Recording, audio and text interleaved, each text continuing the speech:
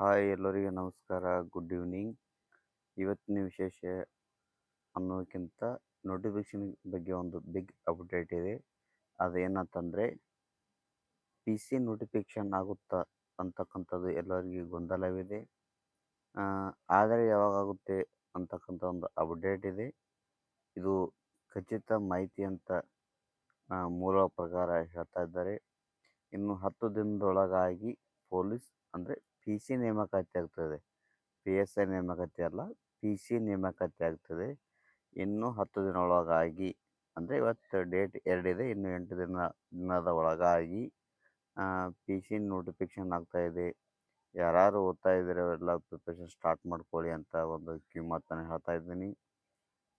ಇದರ ಬಗ್ಗೆ ಯಾವುದೇ ಅಧಿಕೃತ ಮಾಹಿತಿ ಇದೆ ಅಂತ ಹೇಳ್ತಾ ಇಲ್ಲ, ಬಟ್ ಆಗೋದು ಪಕ್ಕಾ ಇದೆ. P C notification